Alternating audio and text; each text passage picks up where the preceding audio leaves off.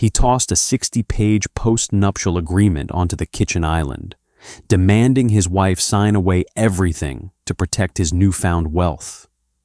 He smirked, thinking he held all the cards. But he had absolutely no idea the billionaire ghost investor, keeping his entire company alive, was the woman pouring his coffee. Richard Caldwell had always been a man who measured his worth by the zeros in his bank account and the names in his contacts. When he married Madeline 5 years ago, he was a struggling junior analyst at Bain & Company, practically drowning in student debt and desperate to break into the elite circles of private equity. Madeline, on the other hand, was quiet, unassuming, and comfortably mundane.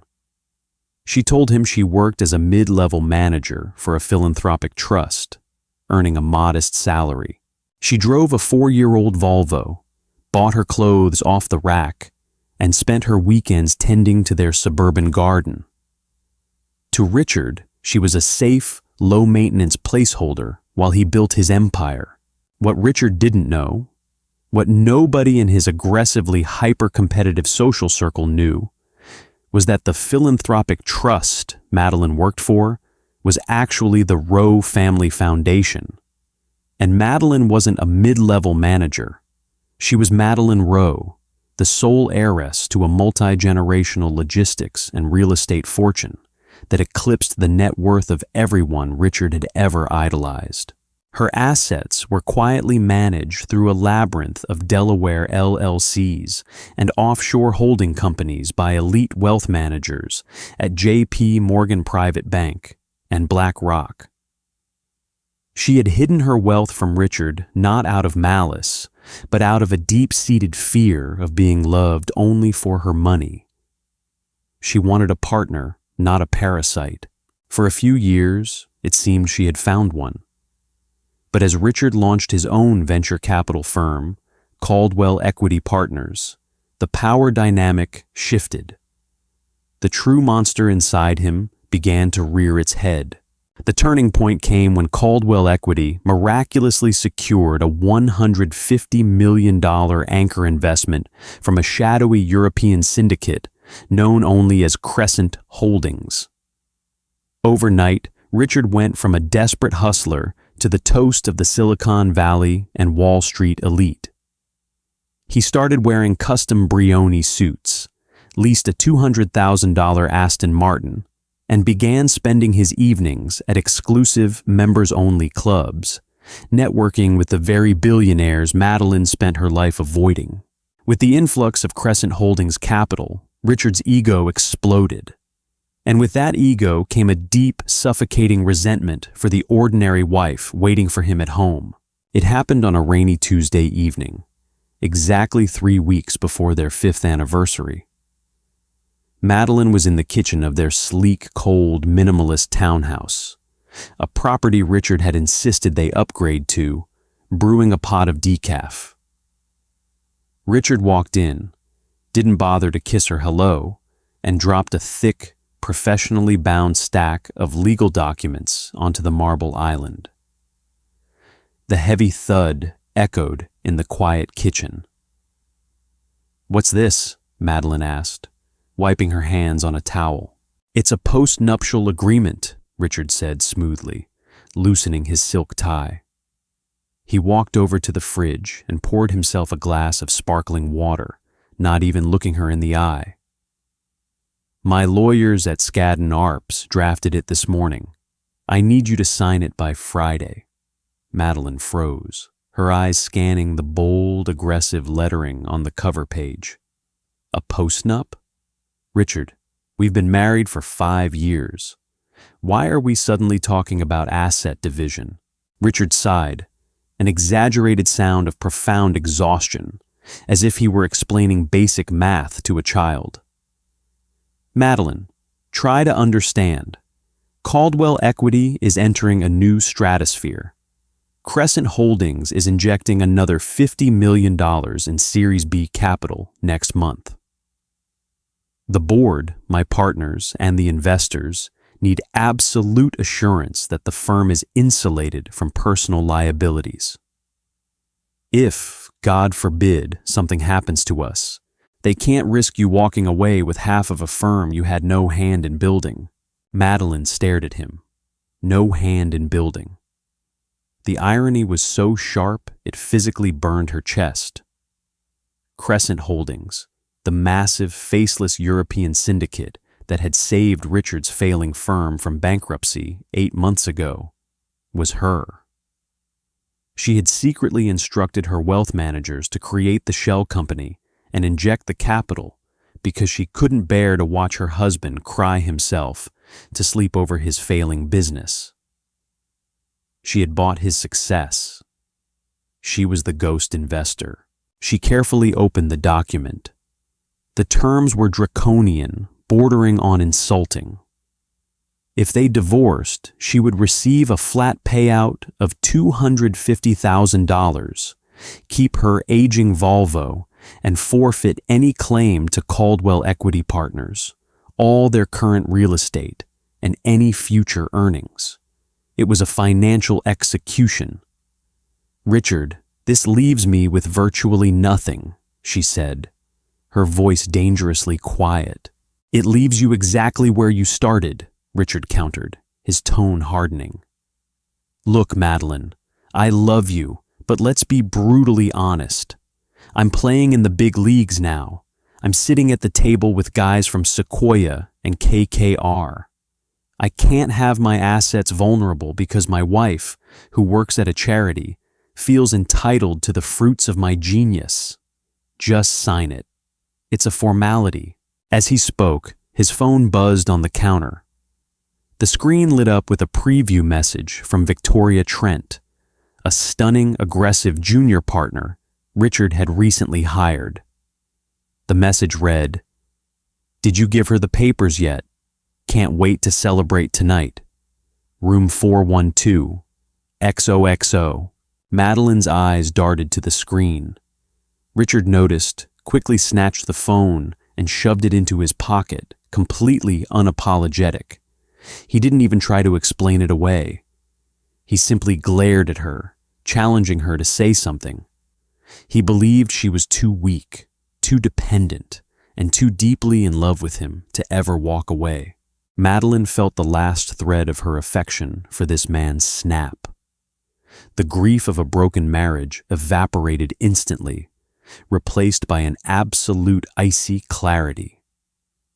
She reached into the drawer, pulled out a heavy black Montblanc pen, one she had bought him for his birthday, which he had discarded in the kitchen, and flipped to the signature page. "You're right, Richard," she said softly, her face a mask of serene indifference. "We should protect what we've built." She signed her name in fluid, perfect cursive. She closed the folder and slid it across the marble island. Richard looked slightly taken aback by how easy it was, but a smug, victorious smile quickly spread across his face. "I'm glad you're being mature about this, Maddie. I really am. I have to head back to the office to review some term sheets with Victoria. Don't wait up." "I won't," Madeline said, watching him walk out the door. The moment his Aston Martin roared out of the driveway, Madeline picked up her phone and dialed a private, unlisted number in Geneva. "Altman," a crisp, professional voice answered. "David, it's Madeline," she said, staring at the empty driveway. "Initiate phase 2 with Caldwell Equity. I want a full forensic audit of the firm's operational accounts before we release the next tranche of capital. And David?" "Yes, Ms. Rowe?" "Tear him apart." For the next 2 weeks, Richard Caldwell lived in a state of oblivious euphoria. He had the signed postnup locked securely in his lawyer's vault. His firm's valuation was skyrocketing, and he was spending 4 nights a week in a luxury hotel suite with Victoria Trent, paid for by the firm's discretionary fund. At home, Madeline played the perfect oblivious housewife. She asked about his day, cooked his favorite meals, and nodded politely as he ranted about the complexities of high finance that he assumed she couldn't possibly comprehend. But beneath the surface, the ground was rapidly crumbling beneath Richard's custom-made Italian leather shoes. It started on a Monday morning. Richard strutted into the glass and steel offices of Caldwell Equity Partners, only to find his CFO, a nervous man named Gregory, sweating profusely in Richard's office. "What's wrong with you, Greg? You look like you're about to have a coronary," Richard snapped, tossing his briefcase onto his desk. "It's Crescent Holdings," Gregory stammered, handing Richard a formal legal letter bearing the crest of a top-tier international auditing firm. "They've frozen the $50 million capital injection. Their proxy, an asset manager named David Altman, just served us with a demand for a comprehensive forensic audit. They are invoking Clause 7 in the anchor agreement." Richard's blood ran cold. Clause 7 was a standard but rarely used provision that allowed the anchor investor to demand a line-by-line accounting of the firm's expenditures to ensure fiduciary responsibility. An audit? Why the hell do they want an audit?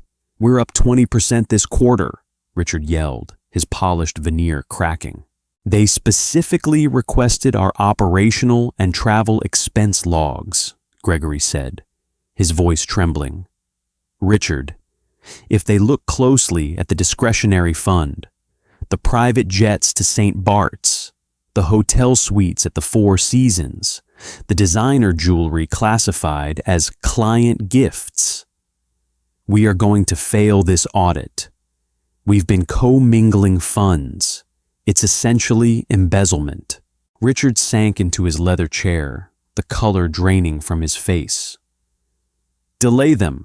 Tell them our accountants need 3 weeks to prepare the ledgers." "I tried," Gregory swallowed hard. "Altman's team is already in the conference room. They bypassed us entirely and got a court order. If we don't comply, Crescent pulls their initial $150 million, and we are legally required to liquidate the firm to pay them back. We'd be ruined, Richard. You'd face criminal charges." Over the next 48 hours, Richard's life became a waking nightmare. The auditors were ruthless, meticulous, and agonizingly slow. They dissected every meal, every flight, every bottle of champagne Richard had charged to the company. Victoria Trent, realizing the ship was sinking, immediately began distancing herself from Richard, suddenly claiming she was too busy to see him outside of office hours. The loyalty Richard thought his money had bought was evaporating before his eyes.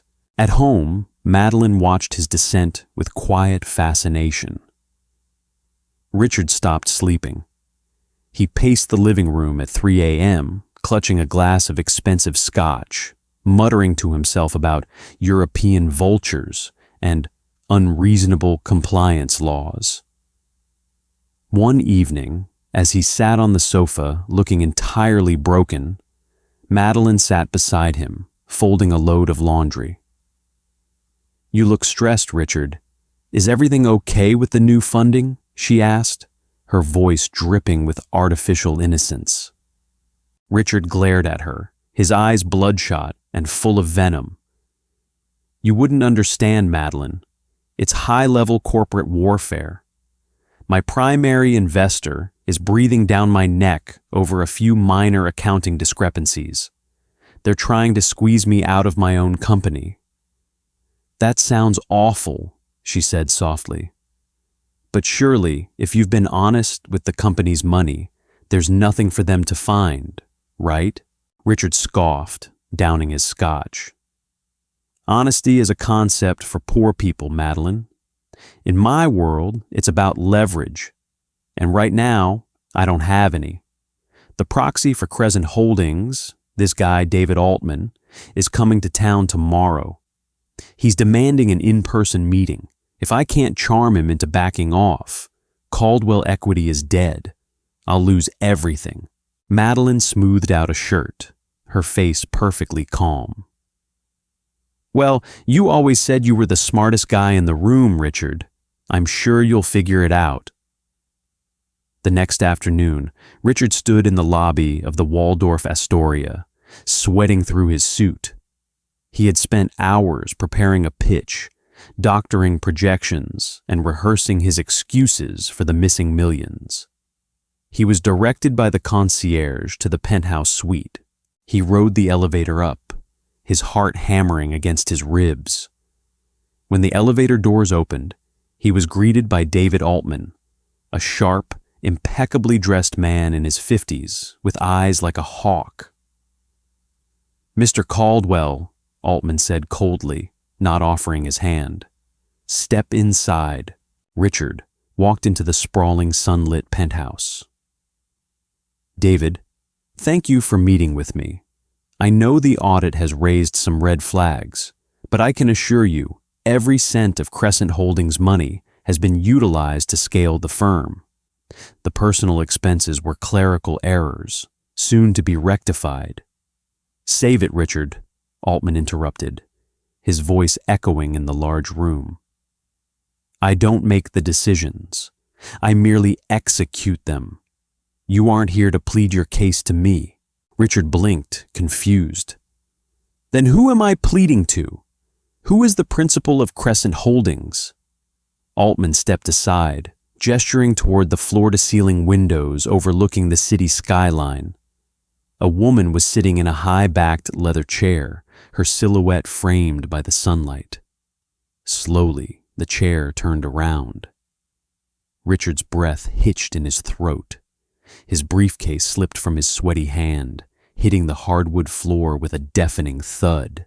Sitting there, wearing a stunning $5,000 Tom Ford suit, with a freshly poured glass of sparkling water resting on the table beside her, was Madeline. She looked at him, her eyes devoid of any of the warmth or subservience he had grown so accustomed to. She looked powerful. She looked like a billionaire. "Hello, Richard," Madeline said, her voice smooth and venomous. "I believe we have some accounting errors to discuss." For a long, agonizing moment, the only sound in the penthouse suite was the hum of the city traffic drifting up through the glass. Richard stared at his wife, his brain aggressively rejecting the visual information it was receiving. He let out a breathless, nervous chuckle, looking from Madeline to David Altman and back again. "Okay, very funny," Richard stammered, picking up his briefcase. "Maddie, what are you doing here? Did Altman call you? Is this some sort of bizarre pressure tactic? Because involving my wife in corporate compliance issues is a direct violation of—" "Sit down, Richard," Madeline interrupted. Her voice didn't rise in volume, but it carried a sub-zero authority that Richard had never heard from her before. It wasn't the voice of the woman who tended his garden. It was the voice of a CEO addressing a rogue employee. Richard's legs gave out. He collapsed into a modern leather armchair opposite her, his mind spinning. "I don't understand." David Altman stepped forward, sliding a thick, leather-bound dossier onto the glass coffee table between them. "Mr. Caldwell, as I stated, I am merely the proxy. Crescent Holdings is a private subsidiary, wholly owned by the Rowe Family Foundation. Madeline Rowe is the sole beneficiary and active chairperson of the board. You are sitting across from your anchor investor." Richard's eyes darted wildly. Rowe Family Foundation, the charity she worked for, the modest mid-level manager job. It all crashed down on him like a collapsing skyscraper. The woman he had patronized, belittled, and dismissed as a financial simpleton was the heir to a logistics and real estate empire worth billions. "You," Richard choked out, his face turning an ashen gray. "You funded Caldwell Equity, I bought Caldwell equity, Madeline corrected, leaning forward, resting her elbows on her knees.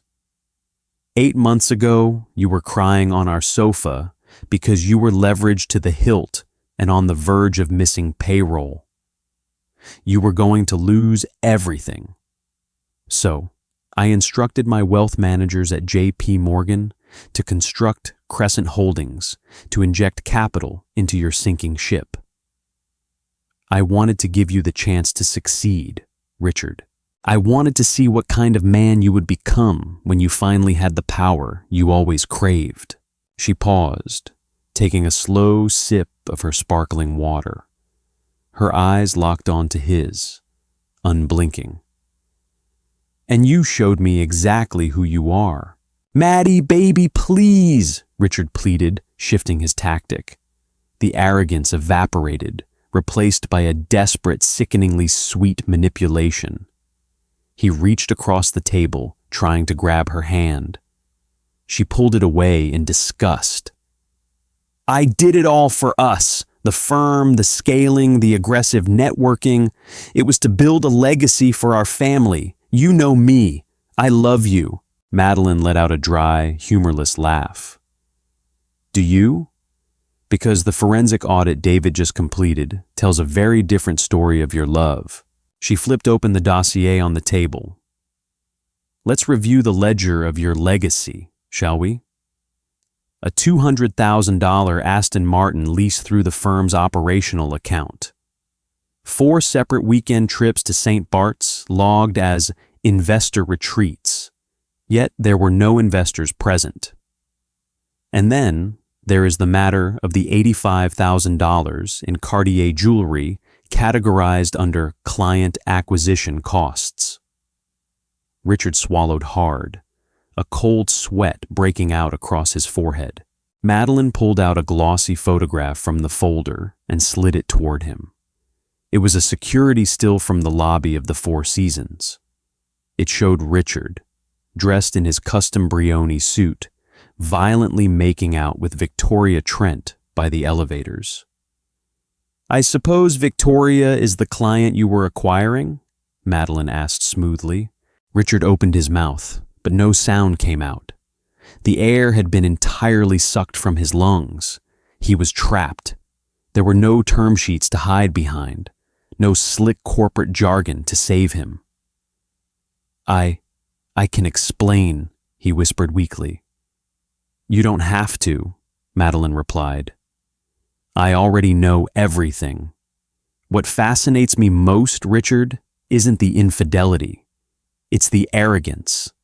It's the absolute, unmitigated audacity of you handing me a postnuptial agreement to protect your assets from me. Madeline reached into her Tom Ford blazer and pulled out the very document he had forced her to sign weeks ago.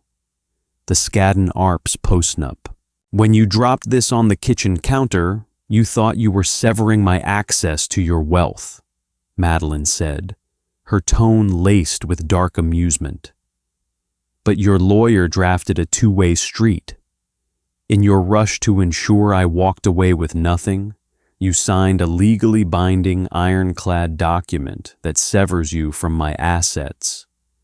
You waived any and all rights to spousal support, property division, and shared wealth. You legally insulated my billions from your impending bankruptcy. Richard realized the magnitude of his catastrophic miscalculation. By trying to leave her with nothing, he had unknowingly signed away his only lifeline to a multi-billion-dollar fortune. You set me up, Richard hissed, a sudden flash of cornered anger rising in him. You audited me on purpose. You wanted to destroy me. I gave you a rope, Richard, Madeline said coldly, standing up to her full height. You tied the noose, stepped on the chair, and kicked it out from under yourself. David, read him his options. David Altman opened his own iPad, his voice monotone and entirely devoid of pity. Mr. Caldwell, under Clause 7 of the Anchor Agreement, your misuse of funds constitutes a gross breach of fiduciary duty. Crescent Holdings is officially calling in its $150 million debt, effective immediately. Since Caldwell Equity Partners does not have the liquidity to repay this debt, we are forcing the firm into involuntary Chapter 11 bankruptcy. Furthermore, we are forwarding the findings of our forensic audit to the Securities and Exchange Commission and the IRS. Richard fell to his knees, literally dropped to the floor of the penthouse. Madeline, please, the SEC, they'll bar me from trading. They'll put me in federal prison. I'll have nothing. Madeline looked down at him, her expression an impenetrable mask of pure closure. The woman who used to brew his decaf and tend his garden was dead. You told me that in your world, honesty is for poor people, and it's all about leverage, Madeline said quietly, quoting his own venomous words back to him. Well, Richard, I hold all the leverage, and you are about to be very, very poor. She turned her back on him and walked toward the bedroom of the suite. David, have security escort Mr. Caldwell out of my hotel. We are done here. The collapse of Caldwell Equity Partners was swift, brutal, and highly public. Within 48 hours of the penthouse meeting, Crescent Holdings filed the paperwork to liquidate the firm. The financial press had a field day. The Wall Street Journal ran a front-page expose on the catastrophic implosion of Silicon Valley's rising star, detailing the gross mismanagement of funds and the subsequent SEC investigation. Richard's life unraveled with terrifying speed. Because the firm's assets were frozen and seized by creditors, his company credit cards were declined. The Aston Martin was repossessed from the driveway of their townhouse in the middle of the night. When Richard tried to access his personal bank accounts to hire a defense attorney, he found them drained to the legal minimum. Madeline's lawyers had executed a flawless financial separation, leaving him solely responsible for the corporate debt he had personally guaranteed in his blind arrogance. Desperate, Richard turned to the only person he thought he had left in his corner, Victoria Trent. He took an Uber to her upscale apartment, practically begging her for a place to crash and a temporary loan. Victoria met him at the door, already dressed in a sharp power suit, her bags packed in the hallway. She looked at him not with sympathy, but with the cold, calculating detachment of a shark that had found better waters. Victoria, you have to help me, Richard pleaded, looking disheveled and frantic. Maddie set me up. The SEC is freezing everything. I just need a place to stay while I sort this out. Victoria scoffed, adjusting her designer watch. Richard, you are toxic waste right now. I just accepted a lateral partner position at Apollo Global Management. If they even smell your name on me, my career is over. But we love each other, Richard cried out, the desperation cracking his voice. We had fun when you were paying for the Four Seasons, Richard, she corrected him, pulling her suitcase out the door. But you're broke, you're facing federal indictment, and quite frankly, you're a loser. Goodbye. She walked past him, leaving him standing alone in the hallway. Meanwhile, Madeline was stepping out of the shadows. With the toxic weight of her marriage finally severed, she assumed her rightful place at the head of the Rowe family foundation. The divorce proceedings were comically short. Because Richard had eagerly forced her to sign the postnuptial agreement, he had absolutely no legal standing to contest it. He walked away with exactly what the document dictated, a flat $250,000 payout, which was immediately seized by the IRS to cover his back taxes, and Madeline's old 4-year-old Volvo. 3 months later, Madeline sat in the grand ballroom of the Pierre Hotel in New York City. She was hosting the annual Rowe Foundation Gala, surrounded by the true titans of industry, people who respected her intellect, her ruthlessness, and her vision. She wore a stunning custom emerald gown, a diamond necklace resting elegantly against her collarbone. David Altman approached her table, handing her a glass of vintage champagne. "A spectacular evening, Ms. Rowe. The foundation has never looked stronger." "Thank you, David," Madeline smiled, taking a sip. "I thought you might like to know," David added casually, adjusting his glasses. "The SEC officially handed down their ruling on Mr. Caldwell this morning. He's been permanently barred from the securities industry. Last I heard, he had to sell his designer suits to make rent on a studio apartment in Queens." Madeline looked out over the ballroom, the crystal chandeliers reflecting in her eyes. For 5 years, she had shrunk herself down to make a weak man feel big. She had hidden her light, her power, and her wealth out of fear. But looking back, she realized the postnuptial agreement was the greatest gift Richard had ever given her. It didn't just protect her money, it set her free. "Actions have consequences, David," Madeline said softly, raising her glass in a quiet toast to the empty space where her fear used to be. "Let him enjoy his legacy. If this story of ultimate karma proves anything, it's that arrogance is the fastest path to ruin, and you should never underestimate the quiet ones in the room." Madeline's brilliant, icy revenge is a masterclass in letting the trash take itself out. Did Richard get exactly what he deserved, or was Madeline too ruthless? Drop your thoughts in the comments below. If you loved this story, hit that like button, share with your friends, and subscribe for more epic tales.